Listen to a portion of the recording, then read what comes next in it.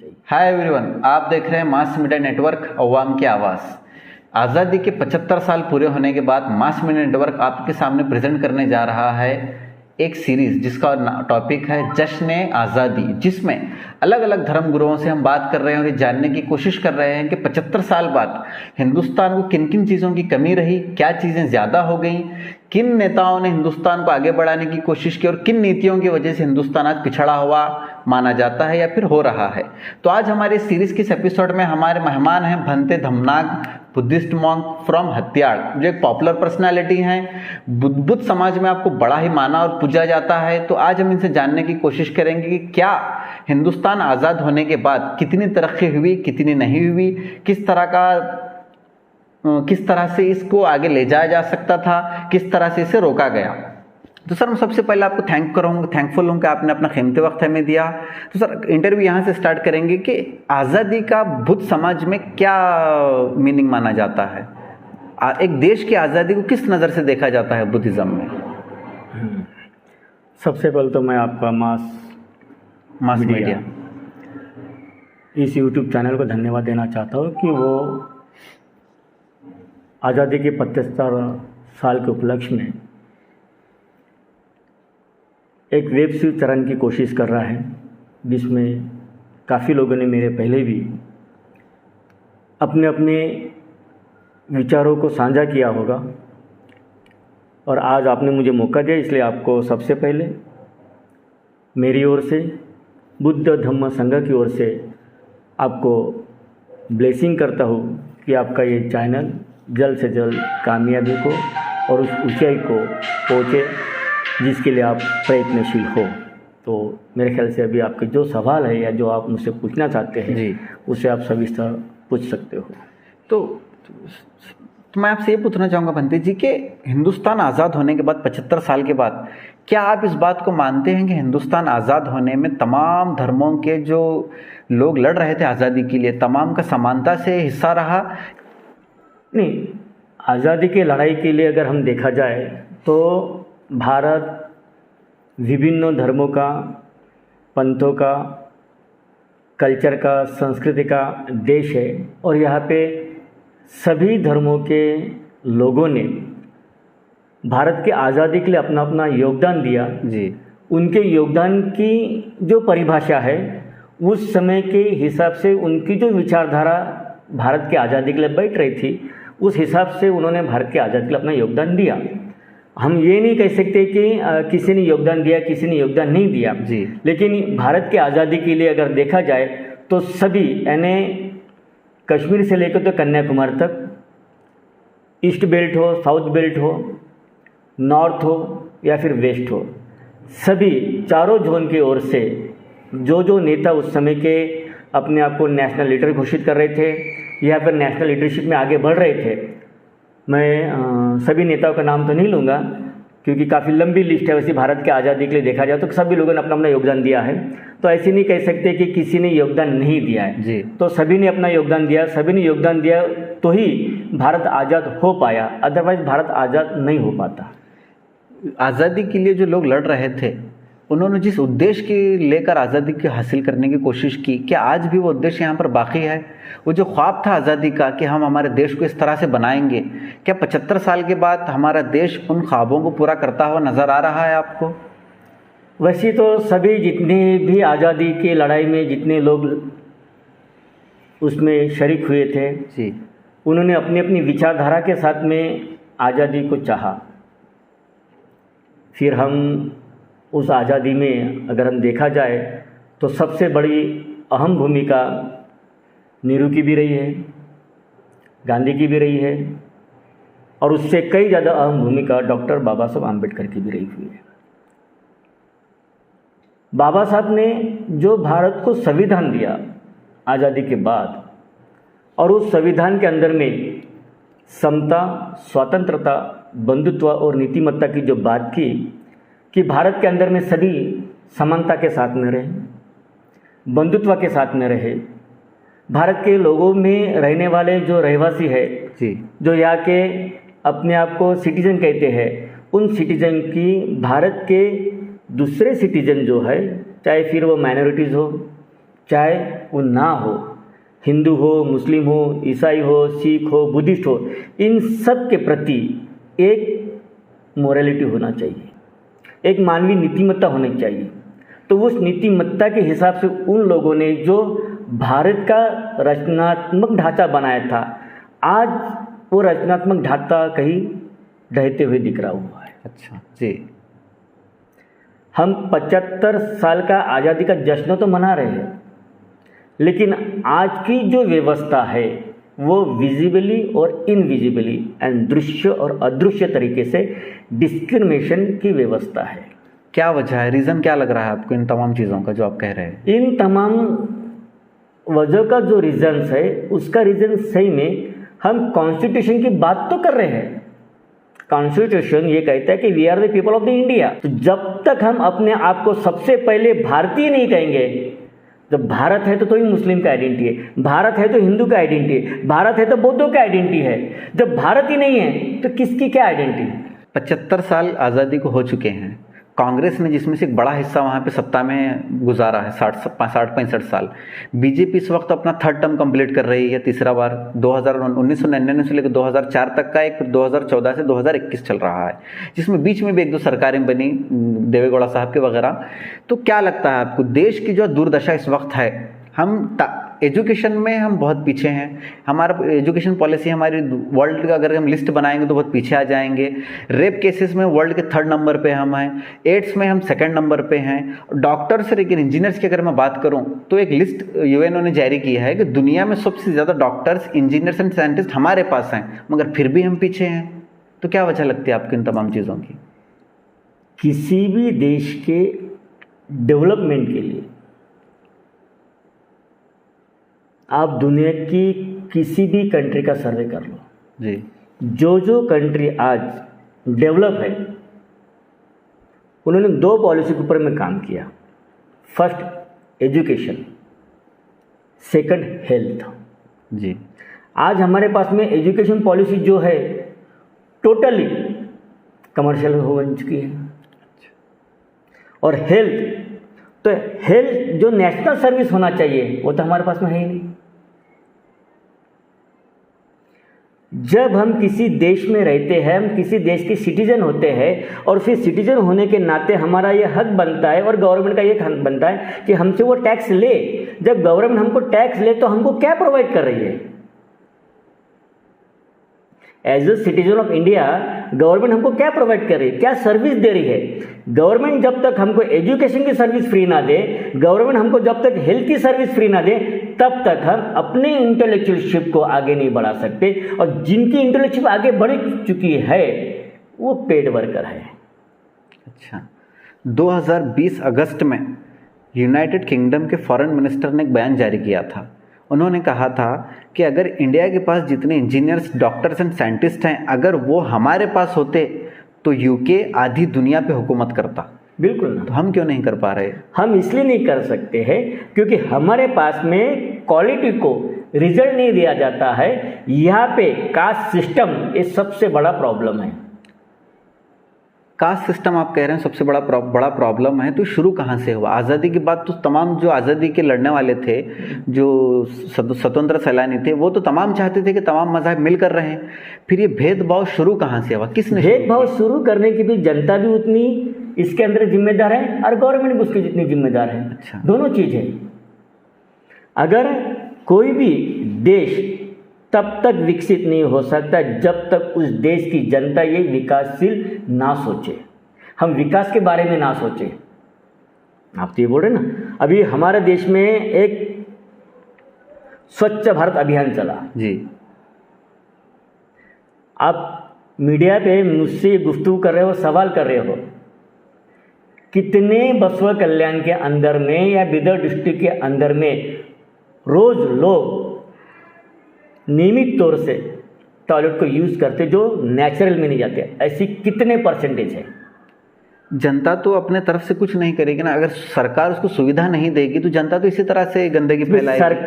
सरकार को सुविधा मांगने की जिम्मेदारी किसकी है? जनता की है। फिर जनता अवेयरनेस के बाद क्यों नहीं करती? जी। और अवेयरनेस के पास इसलिए नहीं करती क्योंकि जनता के पास में उस तरह का एजुकेशन नहीं है। हमें धर्म जाति व्यवस्था में, कास्ट सिस्टम में हमें इसका गुलाम बना के रखा है, इसलिए हम डायरेक्ट सरकार से फेस नहीं कर पाते। यानी कि हम सिर्फ और सिर्फ जाति व्यवस्था में अटके हुए हैं, डेवलपमेंट की कोई बात ही नहीं कर रहा है। तो किस तरह से शुरू होगा ये डेवलपमेंट की बातें? जब शुरू होगी जब हम एजुकेशन के लिए जी अपने आप को ढांचे में डालेंगे। आपके पास में शिक्षा है तो आपके पास में नॉलेज है, थिंकिंग पावर आपका बढ़ जाएंगे। जब थिंकिंग पावर बढ़ जाएगा तो आपके पास में ऑटोमेटिकली एक्शन पावर क्रिएट होगा। जब थिंकिंग पावर ही नहीं तो एक्शन पावर कहाँ से आएगा? कितने लोग सवाल पूछते हैं आज जी, और जो सवाल पूछता है उसे यही जनता कहती है कि ये मूर्ख है। तो थिंकिंग पावर बढ़े, थिंकिंग पावर बढ़े तो डेफिनेटली आपका एक्शन पावर बढ़ेगा। जब थिंकिंग पावर ही नहीं तो एक्शन पावर कोलैप्स हो जाएगा। आज़ादी के वक्त जो एक थिंकिंग थी पूरे स्वतंत्र सैलानियों की कि एक जो सेकुलर कंट्री बन के रहेगी, आज उसे कहा जा रहा है कि हिंदू राष्ट्र में बदल दिया जाएगा। इस पर आप क्या कहेंगे? नहीं, देखिए वो तो जो संगठन ये कहती है कि हम इसे हिंदू राष्ट्र बनाएंगे, ये हिंदू राष्ट्र कभी बन सकता नहीं। कोशिश तो वही की जा रही है, वो लाख कोशिश करें। भाई कोशिश तो आप भी कर सकते हो, है ना। वो हिंदू राष्ट्र की डिमांड करता है, आप मुस्लिम राष्ट्र की डिमांड करो ना जी, क्या फर्क क्या गिरता है उसमें? हाँ, कोई और राष्ट्र की डिमांड करे। लेकिन संवैधानिक तौर पे जब 1949 को संविधान कंप्लीट हुआ और 50 को लागू हुआ तो उसमें ये डायरेक्ट बोल दिया गया है कि ये भारत है, ये इंडिया है। इसे चाहकर भी कोई कितनी भी कोशिश कर सके, संवैधानिक राइट के हिसाब से ये हिंदू राष्ट्र नहीं बन सकता। हिंदुओं के नाम से जो भी नेता है ये कोशिश करे कि हम इसको हिंदू राष्ट्र बना के रहेंगे, है ना, कुछ समय तक लोगों को बहका सकते हैं। लेकिन जिस दिन लोगों को अपने अधिकारों की जरूरत जान पड़ेगी, महसूस होगा, उस दिन उनको संविधान के बगैर, अम्बेडकरिज्म के बगैर इस देश के अंदर में दूसरी कोई दवा नहीं रहेगी। 75 साल में मैक्सिमम 2 ही पार्टियों ने यहाँ पे सत्ता हासिल की है, बीजेपी और कांग्रेस। ज़्यादा जिम्मेदार कौन है? आज देश की दुर्दशा हुई है, जिम्मेदार कौन है? मैं तो कहूँगा दोनों जिम्मेदार हैं जी, दोनों जिम्मेदार हैं, बीजेपी और कांग्रेस। बिल्कुल, दोनों एक ही सिक्के के 2 पहलू है, एक ही सिक्के के। यानी किसी ने भी देश के भले के लिए नहीं सोचा। मुझे बताइए, इन लोग रिजर्वेशन की बात करते हैं, जितने भी पॉलिटिशियन, चाहे वो बीजेपी के पॉलिटिशियन हो, चाहे कांग्रेस के पॉलिटिशियन हो, चाहे वो और भी किसी पार्टी के, क्षेत्रीय पार्टी के पॉलिटिशियंस हो, वो देश के लोगों के लिए एक अलग जीआर बनाते हैं और अपने खुद के रिलेटिव्स और फैमिली के लिए अलग जीआर बनाते हैं। बुद्ध धर्म के अनुसार पॉलिटिक्स किस तरह की होनी चाहिए अगर इस देश में? बुद्ध धर्म के अनुसार अगर पॉलिटिक्स हो तो उसे कहा गया है कि गणराज्य, रिपब्लिकन कंट्री। अब रिपब्लिकन कंट्री की हम बात करें तो जहाँ पे जनमानस के डेवलपमेंट की सोच पैदा हो जी, उनके सारे अधिकारों के बारे में सोचा जाए, चाहे फिर वो एजुकेशन हो, चाहे फिर वो एम्प्लॉय सेक्टर हो, चाहे फिर वो बिजनेस सेक्टर हो, चाहे वो पॉलिटिकल सेक्टर हो, चाहे वो रिलीजियस सेक्टर हो, चाहे वो सोशल सेक्टर हो, एनी सेक्टर को समानता के साथ में जब सोचा जाए और समानता के साथ में जब उसके ऊपर में कार्य किया जाए, तब जाके ये सारी चीज़ें बनती है। बुद्ध के समय इस धरती पर, जिसे आज हम सभी कहते हैं कि भारत सम्राट अशोक का सोने की चिड़िया वाला एक देश था, तो उस समय सम्राट अशोक ने भारत के सभी तमाम लोगों के लिए एक सोच पैदा की थी कि आप भारतीय हो, ये भारत शांति का प्रतीक होना चाहिए, ये भारत शिक्षा का प्रतीक होना चाहिए, ये भारत कल्चर का प्रतीक होना चाहिए, यानी शिक्षा संस्कृति का धरोहर ये भारत। तो उस समय सम्राट अशोक ने, जिसे जम्बू प्रांत कहता था, जिसे फिर बाद में भारत कहा गया, वो जम्बू प्रांत, वो भारत की रचना शिक्षा के पिल्लर के साथ में खड़ी हुई थी। और शिक्षा के राइट सभी को होना चाहिए। बात अगर शिक्षा की करें तो महिलाओं को शिक्षा से कितना दूर रखा गया है हम भी जानते हैं। अगर हिंदुस्तान की हिस्ट्री हम देखें, दूसरे धर्मों में भी महिलाओं को शिक्षा से दूर रखा जाता था, ये नॉर्मल बात थी। आज क्या वही हाल है कि महिलाओं को शिक्षा से दूर रखा जा रहा है आपकी नज़र में, या फिर महिलाओं को आगे बढ़ाया जा रहा है शिक्षा के मैदान में? देखिए, अभी भी जितने परसेंटेज चाहिए लेडीज आगे बढ़नी चाहिए, अर्बन में तो है, चलो ठीक है, लेकिन क्या रूरल में अभी भी वही सोच है? रूरल में वो सोच नहीं है। क्या वजह है कि रूरल में सोच न होने की वजह है धार्मिक पाखंडवाद। अच्छा, धार्मिक पाखंडवाद के रीजन मानते हैं आप इस चीज को कि महिलाओं को शिक्षा से रोका जा रहा है इसलिए?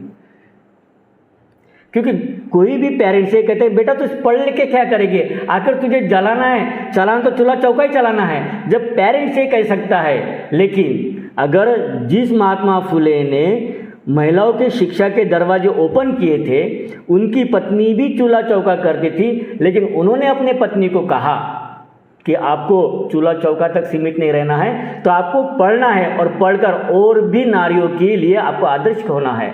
जब उनकी पत्नी सावित्रीबाई फुले पढ़ी तो उनकी पहली स्टूडेंट फातिमा वो बनी। तो जब अवेयरनेस आया तो शिक्षा आगे बढ़ी। तो ये अवेयरनेस पेरेंट के साथ में होना चाहिए। मतलब आप कह रहे हैं कि अवेयरनेस की कमी है? अवेयरनेस की कमी है, और अवेयरनेस की कमी इसलिए कि हम पाखंड धर्म के पाखंडवाद के अंदर में हम गुलाम हो चुके हैं। हम शिक्षा के आगे बढ़ना ही नहीं चाहते। मैं तो ये कहूँगा कि गवर्नमेंट ने पूरे भारत के अंदर में शिक्षा फ्री करनी चाहिए। गवर्नमेंट तो कहती है कि हमने गवर्नमेंट स्कूल खोले हुए हैं, लड़कियों के लिए वहाँ नहीं, गवर्नमेंट स्कूल खोले तो गवर्नमेंट स्कूल की क्वालिटी क्या है आज? अच्छा, गवर्नमेंट स्कूल खोले तो प्राइवेट स्कूल बड़ा होना चाहिए। अगर आज हम देश के बाकी हिस्सों की बात करते हैं और हम बाहर के कंट्री की बात करते हैं, तो वहाँ के गवर्नमेंट स्कूल को देखो और यहाँ के गवर्नमेंट स्कूल को देखो। वहाँ के गवर्नमेंट स्कूल को देखने में ऐसा लगता है कि प्राइवेट स्कूल उनके सामने कुछ भी नहीं है। इस तरह से वो गवर्नमेंट के अंदर में एजुकेशन लेते हैं। यानी कि जनता के साथ साथ गवर्नमेंट की अपनी नाकामी भी है। नाकामी तो है ना। अगर बात करें लड़कियों की, महिलाओं की, तो महिला सुरक्षा को लेकर हिंदुस्तान का जो संविधान बनाया गया उसको किस हद तक फॉलो किया जा रहा है? क्योंकि आज अगर हम हिंदुस्तान की बात करें तो रोजाना 30,000 केसेस दर्ज होते हैं पुलिस स्टेशन में पूरे इंडिया में, रेप केसेस। तो इस पर आप क्या कहेंगे कि क्यों हो रहा है ये? इस पर ये सोच हमारी है। हमने अपने देश के प्रति, जैसी महिलाओं की बात आती है तो महिलाओं के तरफ देखने का ये तो तब से चल रहा है ना, राजा महाराजा के समय से चल रहा है कि राजघराने से लेके राज दरबारों से लेके महिलाओं को उनके गुलाम बनाने रखने की जो परंपरा थी, अब तो राज्यशाही खत्म हो गई। मगर अब जिस तरह से हम अभी भी महिलाओं के ऊपर हुकूमत करना चाहते हैं, अभी भी वही हो रहा है। अगर हम उसे पढ़ने की आज़ादी दें, हम उसके साथ उसको आगे लाने की बात करें, तो शिक्षा दोगे तो वही वो डेवलप हो पाएगी, क्योंकि वो अपने फंडामेंटल राइट्स को जान पाएंगी, वो अपने ह्यूमन राइट्स को जान पाएंगी। और ये राइट्स तो बाबा साहब आम्बेडकर ने कॉन्स्टिट्यूशन में दे चुका है, लेकिन इसको अमल कौन करे? अब हम अमल करने की बात करते हैं। अगर आप अमल करते हो तो महिलाओं को भी वो सारे राइट्स मिलेंगे, क्योंकि तो वो तो हमारे संविधान का अधिकार है ना। तो अब तक इक्वालिटी क्यों नहीं मिली महिलाओं को? इक्वालिटी की जिम्मेदार कॉन्स्टिट्यूशन नहीं है, अनइक्वालिटी की जिम्मेदार हम खुद है जी। और उसके साथ साथ पॉलिटिशियंस हैं, उनके साथ एक विचारधारा होती है पब्लिक के लिए और अंदर में एक विचारधारा होती है। अगर उन्होंने पैरेलल विचारधारा के साथ में अगर समाज के अंदर में काम किया तो उनको पॉलिटिक्स में पूछेगा कौन? ये तो इशू बनाए जाते हैं और पॉलिटिक्स जिंदा इशू के साथ में, इशू खत्म हो जाएंगे तो पॉलिटिक्स खत्म हो जाएंगी, इलेक्शन के एजेंडे की तरह। बाबा साहब अम्बेडकर ने क्या सोचा था? संविधान जब लिखा था उन्होंने, तो मेरा देश किस तरह से आगे जाएगा? बाबा साहब ने संविधान की जो रचना की तो 100 साल, हजारों साल की रचना की थी कि ताकि अगर इस संविधान के तत्वधान पे अगर यहाँ के पॉलिटिशियन नुमाइंदे चलते हैं तो निश्चित तौर पे भारत ये विश्व की एक महान शक्ति बन सकता है। लेकिन जितना संवैधानिक तौर पे काम होना चाहिए उतना असंवैधानिक तौर पे ज़्यादा काम हो रहा है। तो बाबा साहब ने तो कहा था, ये सभी जानते हैं, है ना, संविधान भले कितना अच्छा क्यों ना हो मगर चलाने वाले बुरे हैं, तो इसलिए संविधान कुछ भी नहीं कर सकता। तो चलाने वाले के ऊपर में निर्भर है। 395 के आर्टिकल दुनिया के सबसे बेस्ट आर्टिकल्स है जी। 7 आर्टिकल का अमेरिका का संविधान है, 9 आर्टिकल का यूके का संविधान है, उनके 9 आर्टिकल्स, अमेरिका के 7 आर्टिकल्स और इंडिया के 395 आर्टिकल, इतने सारा, यानी हर एक चीज़ को एक नया आर्टिकल दे दिया और उस आर्टिकल के हिसाब से आपके जीने के, रहने के, खाने के, पीने के सारे राइट्स उसमें दिए हुए हैं, शिक्षा के, दीक्षा के सारे राइट दिए हैं। आज हम सब जो यहाँ पे इकट्ठा बैठे हैं वो संविधान है, नहीं तो भारत धर्म और मजहब की लड़ाई में कब का तबाह हो चुका होता। अभी भी जल रहा है, ऐसे नहीं कि नहीं जल रहा है करके, अभी भी सारे पॉलिटिशियन जला रहे हैं, मगर ये संविधान ही है कि आपको और हमको बांध के रखा हुआ है। अगर मैं बात करूं बाबा साहब अम्बेडकर, बसवेश्वर और महात्मा बुद्ध की, तो इनकी क्या सोच है हिंदुस्तान को लेकर अगर हम बात करें? ये जितने भी रिफॉर्मर हुए जी, इन्होंने समाज परिवर्तन चाहा, इन्होंने ऊंच नीच, जाति, धर्म, भेदभाव के परे की सोच पैदा की, मगर उस सोच को हम लोगों ने जातिगत, धर्मवादी चोला पहना दिया है। बसवेश्वर की बात करें तो उन्होंने समाज सुधार के साथ में समाज के जाति पाति को खत्म करने की बात की, तो आज तो उन्हीं के नाम से धर्म बन चुका है। तो फिर उनकी जो आइडियोलॉजी थी वो कहाँ गई? तो हम धर्मों के चक्कर में जितने बहते जा रहे हैं उतने हम मानवता से दूर होते जा रहे हैं। हमें मानवता चाहिए। अगर देश को आगे बढ़ाना है, आप कह रहे हैं कि अगर देश को आगे बढ़ाना है तो धर्म को छोड़ना होगा या फिर धर्म को पीछे रखना होगा? मैं ये नहीं बोल रहा कि किसी को धर्म को छोड़ना है, धर्म को आप जो मानना है मानो, लेकिन उसकी जो सच्चाई है उसे अपनाने की कोशिश तो करो। जी, धर्म का, मैंने भी तो एक धर्म को चोला पहना है ना, ऐसी तो नहीं ना, लेकिन जो सच्चाई है तो सच्चाई है। जो धर्म मानवतावाद को पैदा करता है, जो धर्म विज्ञानवाद को पैदा करता है, जो धर्म इंसान के अंदर प्रेम की भावना पैदा करता है, वो सही धर्म। लेकिन जो धर्म इंसान के अंदर में कट्टरवाद पैदा करता है, एक दूसरे को मारने के लिए उतारू होता है, वो कौन सा धर्म? आज तो हम एक दूसरे को मारने के लिए उतारू हो चुके हैं जी। तो हम कौन से धर्म की बात कर रहे हैं? अगर हम बात करें हिंदुस्तान को आगे ले जाने की, तो क्या फार्मूला रहेगा आपकी नज़र में कि किस तरह से देश हमारा आगे बढ़ेगा, सुपर पावर बनेगा, दुनिया को लीड कर पाएगा? आपने 2-3 बार मुझसे पूछा हिंदुस्तान हिंदुस्तान।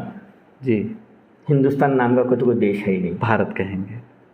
सबसे पहले क्या आपके चैनल के माध्यम से बताना चाहूँगा कि यही गलत बातें लोगों में जाती है और लोग इसी को उठाते हैं। जी, ये भारत है, इंडिया है। अगर हिंदू लोग इसे हिंदुस्तान कहेंगे तो आने वाले समय में मुस्लिम लोग उसे मुस्लिमस्तान कहना चालू कर देंगे। ये होने में कुछ समय नहीं लगेगा, समय आते जा रहा है, कॉन्ट्रडिक्शन हो जाएगा इस चीज से। जी, लेकिन ये भारत है, भारत को भारत ही बना के रखे। ये प्रबुद्ध भारत बने तो प्रबुद्ध भारत ही बना के रखे। इसको अलग अलग नाम के ढांचे में अगर हम ढालते जाएंगे तो इसमें इंसानियत बढ़ जाएंगी, हम उस चीज़ से भटक जाएंगे।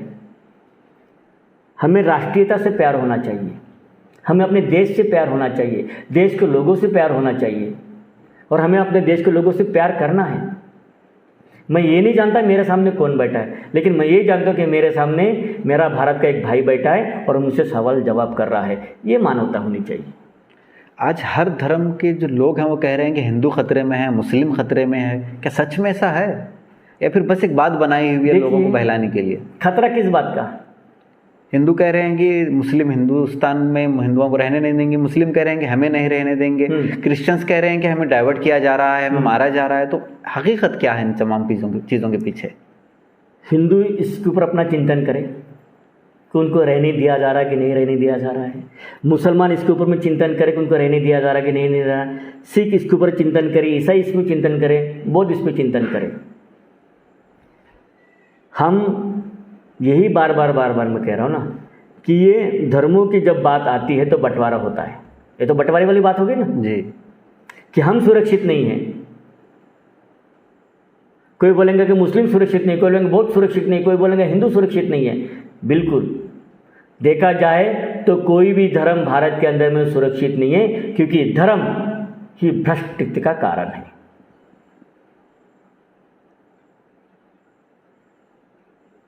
करप्शन बढ़ता है तो धर्म के माध्यम से ही करप्शन बढ़ रहा है। हम मानवता की बात करें जी, इंसान रहेगा तो ही धर्म रहेगा ना, इंसानियत रहेंगी तो ही धर्म रहेगा ना। जब इंसानियत ही मर जाएंगी तो धर्म कैसे जिंदा रहेगा? हम तो इंसानियत को मारने चले और धर्म को जिंदा रखने की कोशिश कर रहे हैं। ठीक है, आज हिंदू धर्म खतरे में है, हिंदू धर्म तबाह भी हो गया, मुस्लिम धर्म खतरे में, मुस्लिम धर्म तबाह भी हो गया। क्या गारंटी है कि उसके बाद में जो धर्म यहाँ पे बचेगा वो सबके लिए शांति का और अमन का पैगाम देगा? ये क्या गारंटी है कि धर्मों के अंदर में, जिस धर्म में हम रहते हैं उसी धर्म के अंदर में हम अमन और चैन से रहेंगे? मजहब नहीं सिखाता आपस में बैर रखना जी, और आज हम उसी मजहब की लड़ाई लड़ने चले। तो मैं यही पूछना चाहता हूँ, ईद का चांद तो आप भी मानते हो, पूर्णमासी का चांद तो हिंदू भी मानता है ना, पूर्णिमा का चांद तो हम भी मानते हैं। वो चांद ये, इसको मानने वाले तरीके अलग अलग, कौन सा तरीका सही है जी? अगर उसके रीजंस क्या है जी, और सभी के रीजन अलग अलग है। किसने कहा कि ईद का चांद देखे बगैर हम ईद स्टार्ट नहीं करते, किसी ने कहा कि हम 14 क्या बोलते उसको, 14वीं का चांद क्या बोलते वो, 14वीं का चांद, हाँ, वो देखे बगैर हिंदू महिलाएं अपना व्रत नहीं तोड़ती। आप उस चांद को देखने के बाद अपना कार्य समाप्त नहीं कर सकते हो। उस चांद ने तो आपके साथ कोई डिस्क्रिमिनेशन नहीं किया है, भाई तू जैसी देखना चाहता है वैसी देख, मैं दोनों के लिए, तीनों के लिए समान हूँ। तो भी चांद के समान हम अपने आप को क्यों नहीं रख पाते? क्यों ये धर्म का चोला पहनकर एक दूसरे के खिलाफ हम बन जाते हैं? अब अगर कोई इलेक्शंस होगा, कर्नाटक में कह लीजिए 23 में इलेक्शन होगा, फिर यूपी में इलेक्शन है, बंगाल का इलेक्शन हो चुका है, तो जनता किस क्वालिटीज़ को देखते हुए नेता अपना नेता चुने? क्योंकि नेता ही तो सब कुछ आगे लीड करेगा इंडिया को। तो जब जनता अगर अच्छा देश को आगे बढ़ाना चाहती भी है, अगर नेता ठीक नहीं होगा तो आगे नहीं बढ़ पाएगा। तो आप क्या सजेशंस देंगे कि किस तरह का नेता क्वालिटी अंदर देखी जाए? मैं तो जनता से, पूरे भारत के तमाम आवाम को यही संदेश देना चाहूँगा कि पॉलिटिक्स बुरी नहीं है, पॉलिटिक्स होना चाहिए, और पॉलिटिक्स जिंदा रहती है वोट बैंक के ऊपर में। और हमें वोट के राइट्स संविधान के माध्यम से मिले हुए हैं। तो जनता पहले ये सोचे कि कौन हमारे डेवलपमेंट के लिए काम करता है। लेकिन यहाँ की पॉलिटिक्स, डेवलपमेंट की बात, कौन सरकारें आती है जाती है, नेता आएगा जाएगा, लेकिन देश वही रहेगा। देश का डेवलपमेंट हमें चाहिए, और देश के डेवलपमेंट के लिए हमें वोटों के अधिकार को समझना पड़ेगा। अगर एक वोट हम अपने वोट को बेचे नहीं, हम ये सोचे चाहे वो मुस्लिम हो, हिंदू हो, सिख हो, ईसाई हो, बौद्ध हो, किसी भी धर्म से कोई भी कैंडिडेट खड़ा क्यों ना हो, हम उसके ऊपर में धर्म की राजनीति नहीं करें, हम उसके ऊपर में डेवलपमेंट की राजनीति करें। कि हाँ, चाहे ये मुस्लिम नेता भले क्यों ना हो, मगर इसके अंदर में अपने समाज को, अपने देश में आगे ले जाने की क्वालिटी है, ये वेल एजुकेटेड है, तो निश्चित तौर पे एक दिन देश की राजनीति में बदलाव आएगा। आखिर में अगर आप हमारे व्यूवर्स से कोई सजेशंस देना चाहें कि देश को किस तरह से आगे बढ़ाया जा सकता है? मैं तो आपके व्यूवर्स से यही कहना चाहूँगा कि आज़ादी के 75 साल हो चुके हैं, अभी भी हम अंधेरे में हैं, क्योंकि अभी तक हमारे पास में दो ही चीज़ के ऊपर फिर से मैं रिपीट होगा कि शिक्षा और दूसरा स्वास्थ्य। हमारे पास में स्वास्थ्य ये परिपूर्ण भारत के अंदर में फ्री होना चाहिए, और दूसरी बात शिक्षा फ्री होनी चाहिए, और सभी ने शिक्षित बनना चाहिए, क्योंकि शिक्षा ही आपके मानव अधिकार की गुरु कुंजी है, शिक्षा ही आपके मूलभूत अधिकारों की कुंजी है। अगर शिक्षा नहीं है तो आपके पास में किसी भी आपके समस्या की कोई कुंजी नहीं हो सकती। आप फिर से यानी आज के देश के स्वतंत्र देश के अंदर में स्वतंत्र मानसिक गुलामी के अंदर में आप अपना जीवन जियोगे। स्वतंत्र मानसिक गुलामी, जिसे गुलाम बनने की पूरी आज़ादी है और हम गुलाम बनते जा रहे हैं। लेकिन हमारे पास में शिक्षा रहेगी तो हम इस दोनों चीज़ों से बाहर रहेंगे। तो मेरी भारत के तमाम आवाम से यही अपील है कि शिक्षा और हेल्थ के ऊपर में कंसंट्रेट करें, ताकि हम स्वस्थ रहेंगे तो शिक्षित रहेंगे, और जब हमारे पास दोनों चीज़ें रहेंगे तो हम अपने देश के बारे में, अपने परिवार के लिए, अपने समाज के लिए सोच पाएंगे और अपने देश के हित की बात कर पाएंगे। और कल का आने वाला जो समय रहेगा, हम आशा करते हैं कि जो आज का यूथ है, जो पढ़ा लिखा यूथ है, वह अपने आप को अच्छी तरह समझे और एक educationally well educate political platform को पैदा करे, कि ताकि अगर इस देश का कोई पीएम, सीएम, कोई मिनिस्टर बने तो वेल पीएचडी स्कॉलर बने, ना कि कोई 10th पास 12th पास अनपढ़ गवार पॉलिटिशियन को हम कभी भी अपने वोट ना दें, ताकि वो जब अपनी खुद के बारे में सोचेगा तो समाज के बारे में नहीं सोच पाएगा। हमें तो उस तरह से पॉलिटिशियन चाहिए जिस तरह से डॉक्टर भीमराव अंबेडकर थे, जिन्होंने वाकई में इस देश के लिए अपना योगदान दिया, एक देश के लिए, सारे के लिए, ना किसी एक जाति के लिए, एक धर्म के लिए, किसी पंथ के लिए नहीं सोचा। तो उन्होंने, और आज यही कहूँगा कि विदाउट अम्बेडकरिज्म इस देश के अंदर में कोई भी पॉलिटिक्स चल नहीं सकती, कोई सत्ता नहीं चल सकती। Ambedkarism must, because Ambedkarism is a part of constitution. तो मैं आपसे यही कहूँगा, शिक्षा रहेंगी तो कॉन्स्टिट्यूशन को समझ पाओगे, अगर शिक्षा ही नहीं रहेंगी तो कॉन्स्टिट्यूशन को भी समझ नहीं पाओगे और आपके नेशनल लीडर को भी समझ नहीं पाओगे कि हमारे नेशनल लीडर ने हमारे लिए क्या बलिदान दिया। तो स्वतंत्र दिन के अवसर पर मास मीडिया चैनल की ओर से जो आपने मुझसे गुफ्तगू की, उसके लिए मैं आपको धन्यवाद देना चाहूँगा। यही कहूँगा कि आपका चैनल एक दिन सच्चाई के जड़े को खोदकर समाज के सामने सच्चाई को पेश करे। इस तरह की विचारधारा, इस तरह का एजेंडा लेकर आपका चैनल चले, ये आपके चैनल के मेरी ओर से ब्लेसिंग है। आपका कल्याण हो, मंगल हो। साधुवाद। साधु साधु साधु। थैंक यू बंटी जी, आपने अपना कीमती वक्त हमें दिया। तो इसी तरह की खबरों के लिए बने रहिए हमारे साथ और देखते रहिए मास मीडिया नेटवर्क, अवाम की आवाज़।